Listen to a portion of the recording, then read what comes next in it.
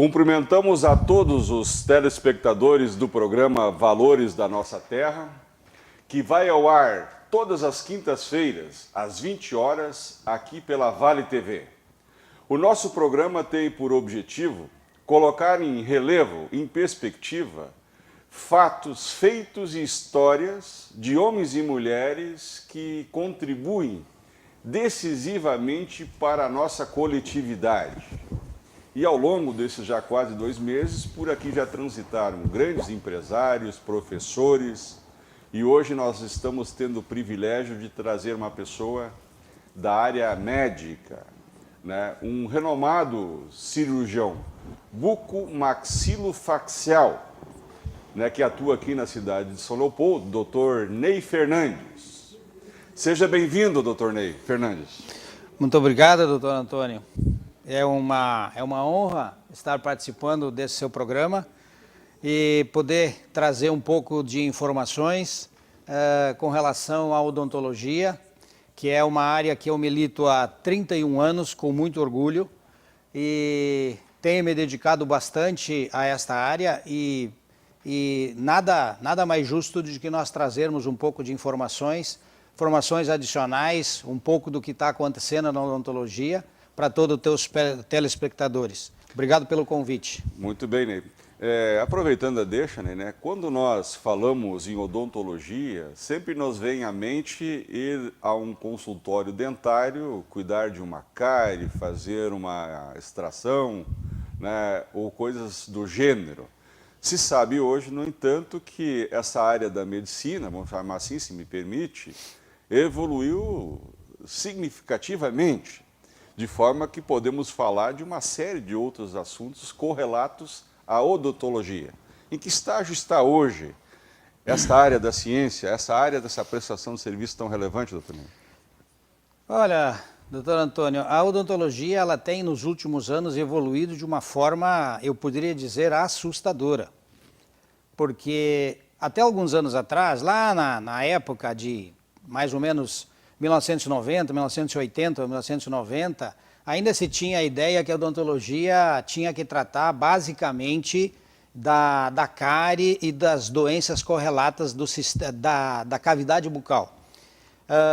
E ela tem evoluído desde 1988, por exemplo, quando a implantodontia ela chegou ao Brasil, vindo da inicialização na Suécia pelo professor Brånemark, quando professores nossos trouxeram, a odontologia evoluiu de uma forma assim, dá para se dizer assustadora e de difícil acompanhamento por toda a classe odontológica. Mas é evidente que essa evolução e esses estudos da classe odontológica vêm trazendo benefício à população. Não na quantidade que deveria trazer, mas aqueles que têm acesso ainda a uma odontologia que infelizmente no Brasil ela é uma odontologia mais elitizada, porque se nós tivéssemos um acesso geral da população com uma saúde pública bem estabelecida, eu tenho certeza que nós já estaríamos aí diminuindo por demais as patologias bucais que ainda infelizmente acomete a nossa população. Eu digo mais principalmente a população de baixa renda, porque a saúde pública ainda ela deixa muito a desejar. Mas para quem estuda e para quem investe em conhecimento, a odontologia com certeza pode trazer um benefício muito grande a toda a população. Isso realmente tem assim nos dado satisfação e uma certa apreensão, porque não é fácil acompanhar toda a evolução, tanto tecnológico quanto científico. Mas é uma grata surpresa essa evolução, e a gente vem usufruindo, e a população vem usufruindo de uma forma bem interessante. A gente lamenta que a saúde pública ainda não consegue chegar no patamar da odontologia privada. Isso. Dentro dessa reflexão que o senhor faz, né, do estágio científico que desemboca tanto em novas técnicas, novos materiais, né, o que especificamente hoje tem ocupado a sua agenda de consultório no que diz respeito a trazer melhoria da qualidade de vida a partir da cavidade bucal para os pacientes. Como é que se faz hoje essa conexão?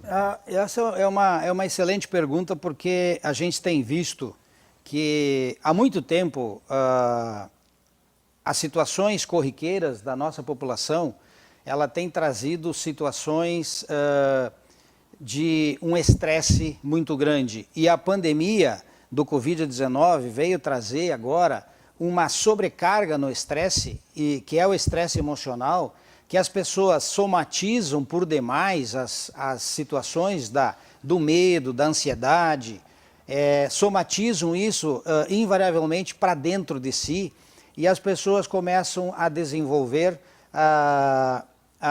uma área que ainda ela é pouco explorada na odontologia, que são as disfunções temporomandibulares. Para eu conseguir dar uma explicação rápida aí para os telespectadores, nós temos duas articulações, que a gente chama de ATM, que estão aqui bem na frente dos nossos ouvidos, que são articulações temporomandibulares. Essas articulações, no momento, numa função normal, elas têm que funcionar de uma maneira uniforme. Quando elas não funcionam de uma maneira uniforme, por alguma causa aparente, nós chamamos que esse paciente tem disfunções temporomandibulares. As famosas DTMs, que infelizmente ela não é muito explorada, não é muito estudada, por ser também uma área muito difícil de ser estudada.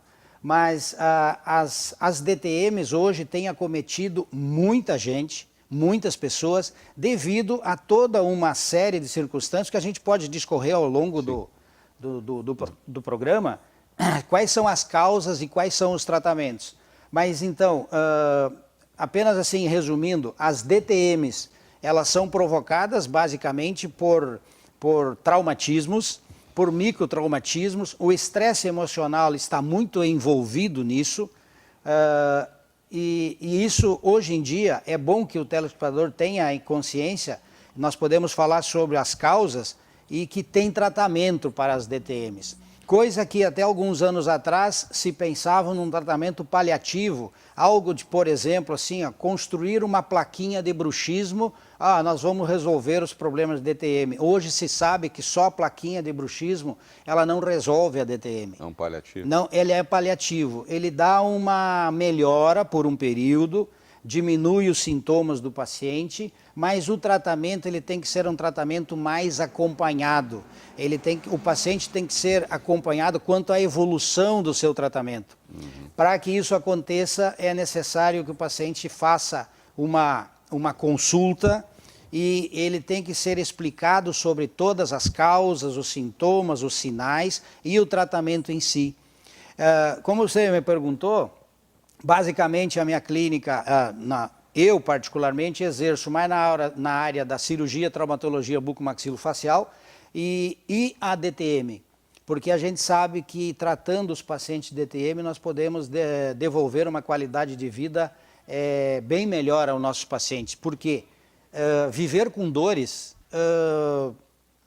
ninguém merece, né? A qualidade de vida passa em não ter dores.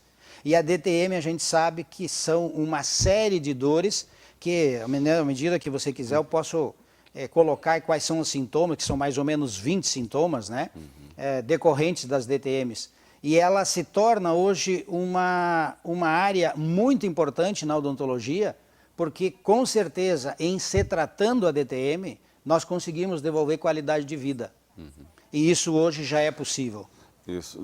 Ver se eu consigo fazer uma síntese dessa explanação que o senhor fez, que é de uma pertinência atroz, né? Normalmente, quando nós nos vimos, né, acometidos então de problemas de estresse emocional e outros, normalmente nós acabávamos constatando que uma decorrência desse estado anímico era termos uma dor de cabeça, uma disfunção estomacal ou de outra natureza.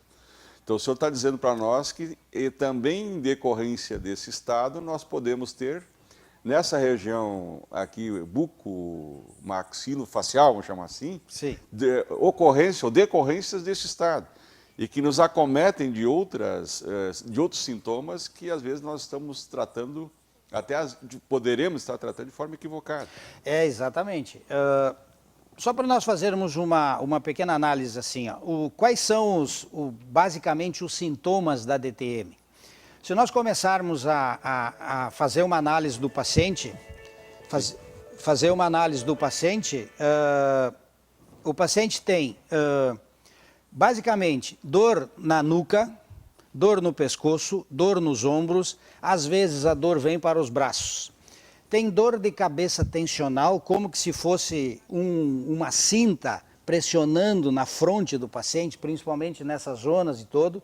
Ele tem uma dor que essa dor persiste por vários dias.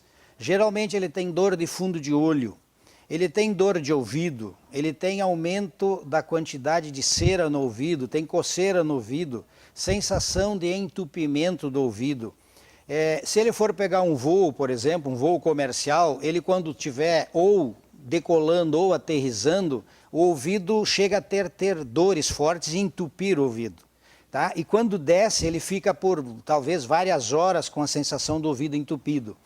Ele tem cansaço na mandíbula, principalmente quando acorda ou no final do dia, por ter bastante exercitado, ter hiperativado a musculatura. Ele pode ter, quando abre a boca, desvios para um lado ou para o outro da mandíbula, ter estalos ou crepitações ao abrir e ou fechar a boca.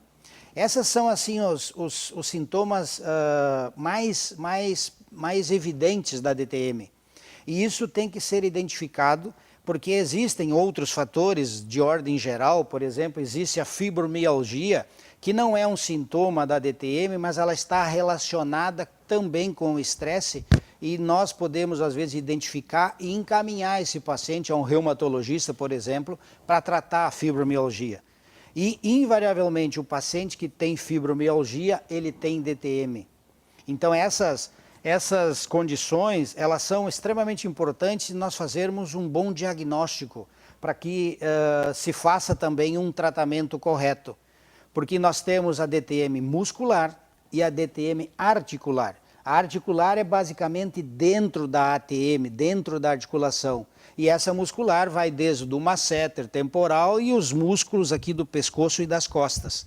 Então isso é muito importante, se fazer uma boa avaliação e fazer um bom diagnóstico da onde estão vindo as dores.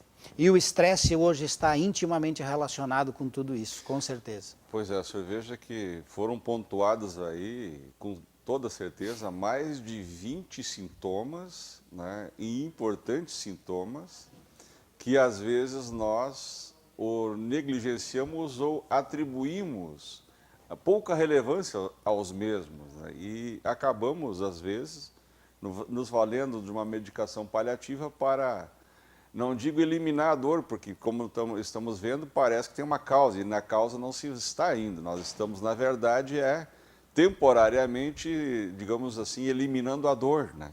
Transitoriamente, né? Exatamente. Então, pela sua explanação, nós chegamos à conclusão de que, para uma série de sintomas que nós hoje estamos sofrendo, que vem desde a cabeça, a parte muscular, né, dependendo, nós podemos estar encontrando a justificativa nisso que o senhor fala de DTM. Exato. Que pode ser ali, né, o ponto de irradiação, né, ou o ponto de início de toda essa problemática, né?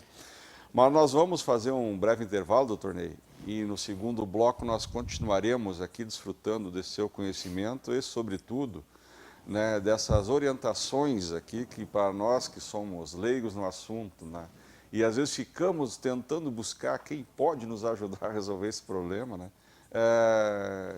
desfrutando aqui do seu conhecimento. Nós vamos fazer um breve intervalo e voltamos em seguida.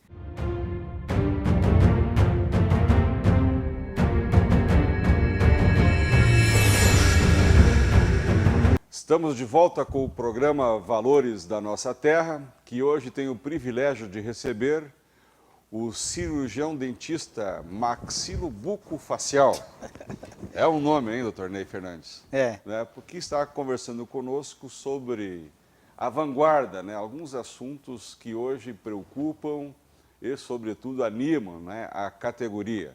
Doutor Ney, encerrávamos o bloco anterior discorrendo sobre uma série de sintomas que são atinentes àquilo que se denomina de DTM, né? Para que o nosso telespectador possa compreender bem essa questão, o senhor acha que é necessário dar uma explicada um pouco melhor nessa questão? Eu poderia decorrer basicamente assim, porque uma grande culpa da DTM, que é uma das causas, a gente chama de microtraumatismo.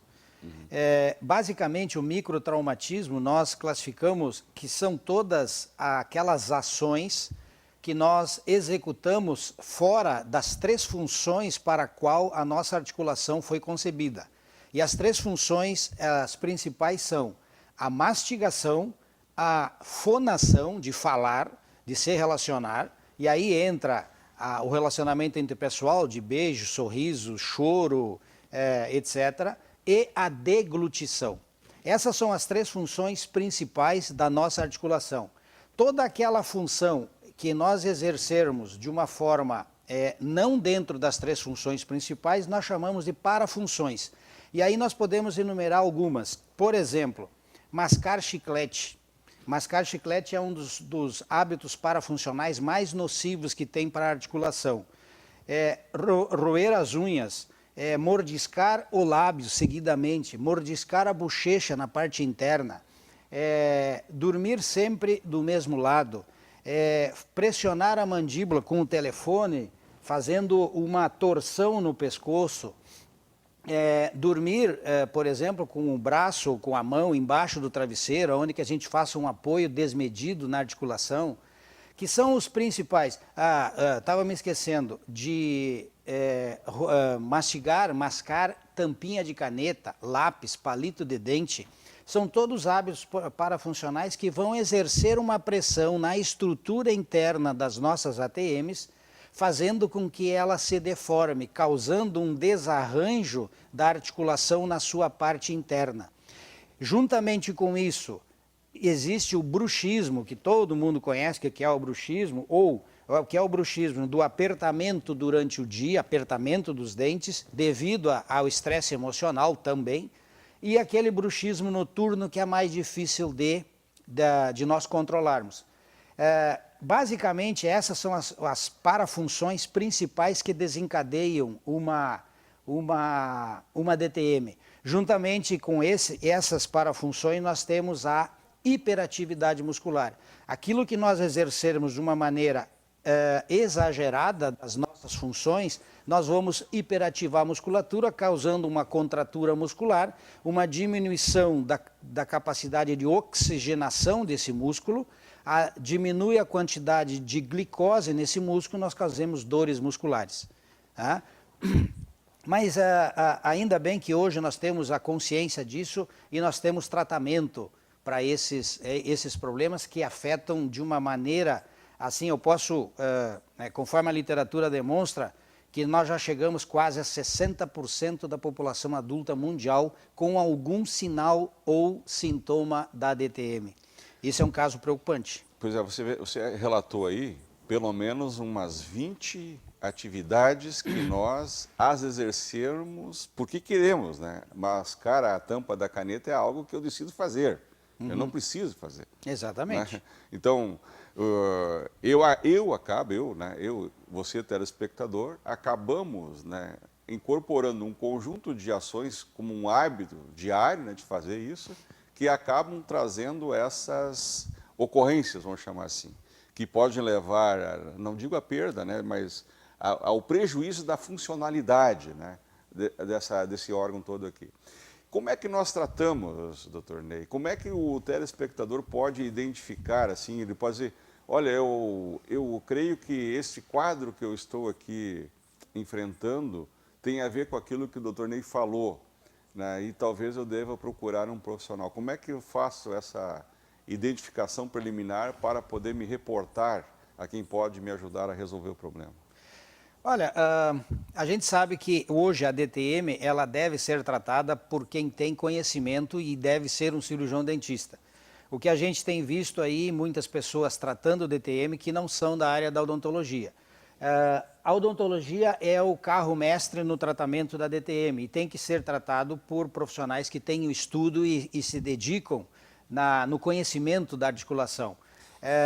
Inicialmente, o paciente, quando identifica um dos 20 sintomas que eu lhe falei antes, o ideal é ele procurar um cirurgião dentista da sua confiança ou alguém que ele já tenha conhecimento que trata a DTM, para que seja realizada uma consulta de conscientização e mostrar ao paciente o que está acontecendo. E é importante que ele saiba exatamente o que é DTM, quais são as consequências e quais são as consequências negativas se não for realizado um tratamento correto. É muito importante essa consulta inicial, porque o paciente tem que tomar consciência e tem que ser bem explicado sobre tudo o que está ocorrendo com ele.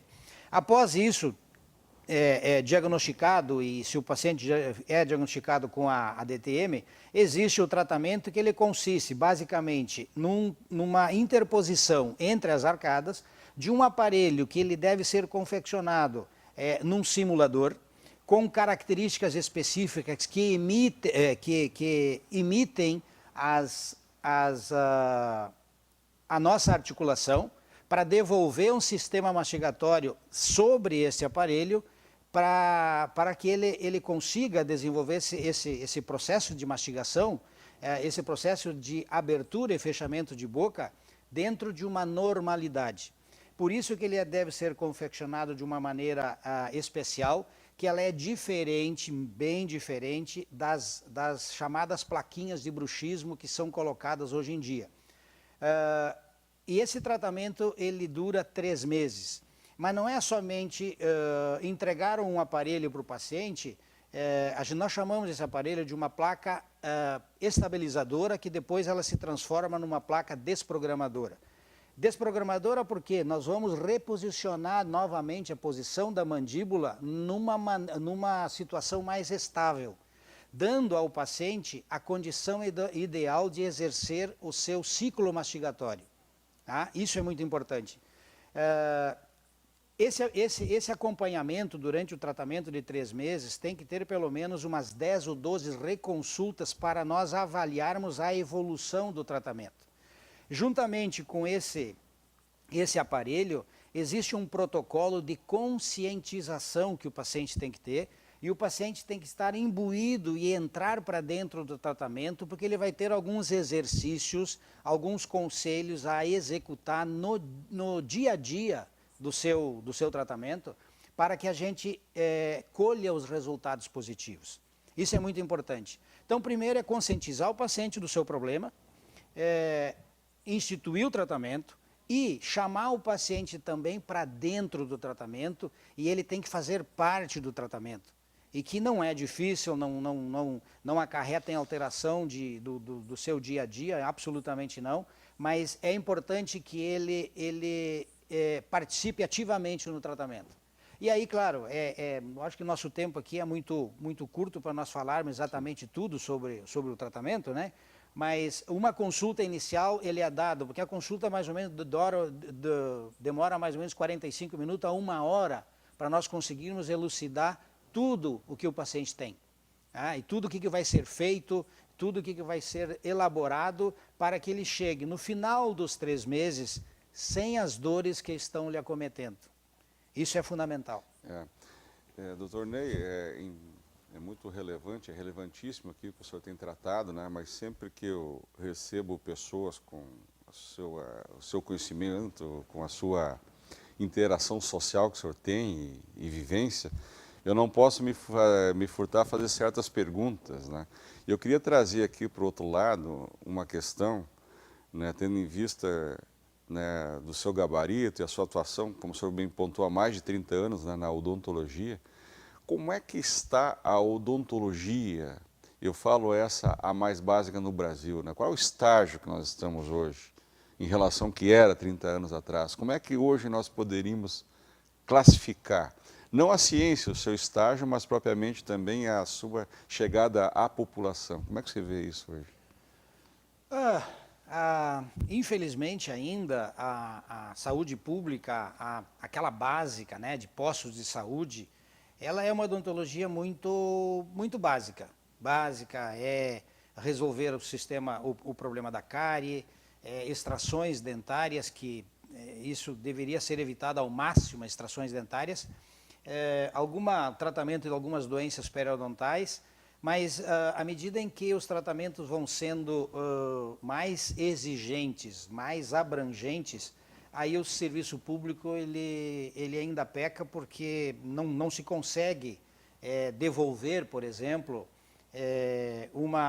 um sistema mastigatório, uma arcada dentária, por exemplo, no serviço público, da maneira que é feita no serviço privado ou até mesmo nos convênios. Eu vejo ainda que está muito longe de nós atingirmos um nível, digamos assim, razoável, e também falta muito conscientização. A gente vê nos meios de comunicação quase nada se falar sobre prevenção na área da odontologia. Vê uma campanha aqui, outra ali, mas deveria ser mais incentivado. Eu vejo que nós estamos muito longe de atingirmos um nível digamos, aceitável. Nós poderíamos estar muito melhor. Isso.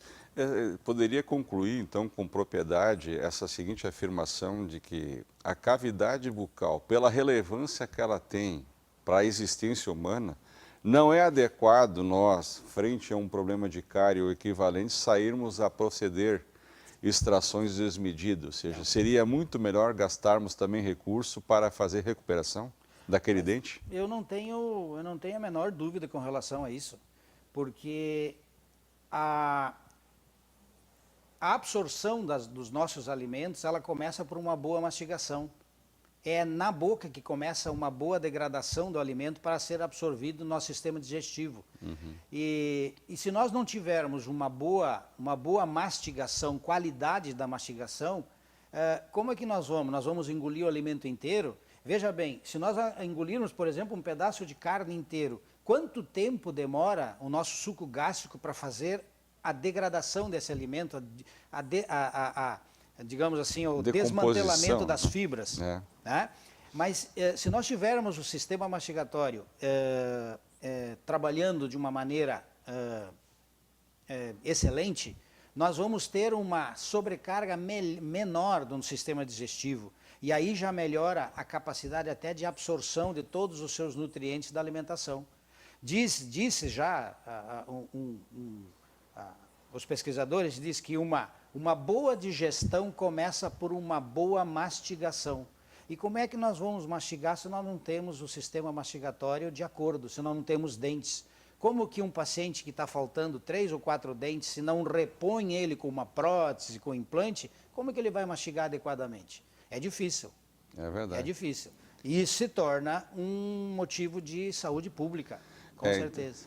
Pela sua explicação, né, o dente não é um adorno, um adereço, né, que pode simplesmente, lá pelas tantas, nós nos darmos o luxo de prescindir, né, tirar, extrair. Né? Ele tem função vital e, como tal, deveria ser preservado como todo e qualquer outro órgão. Né?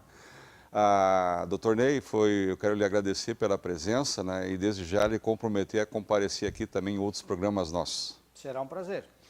Tá certo. Como nós acabamos de assistir nessa aula e consulta aqui do Dr. Ney, né, nós, se estivermos acometidos de um daqueles 20 sintomas que ele aqui preconiza, primeiro nós temos que examinar se estamos praticando aquela conduta.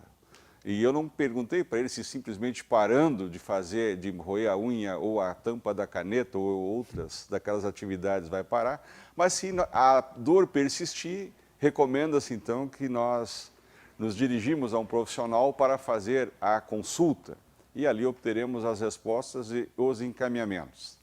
O nosso programa, infelizmente, vai chegando ao fim e nós prometemos voltar na próxima semana com mais um programa Valores da Nossa Terra, trazendo mais uma personalidade aqui da nossa cidade de Novo Hamburgo e região do Vale do Rio dos Sinos.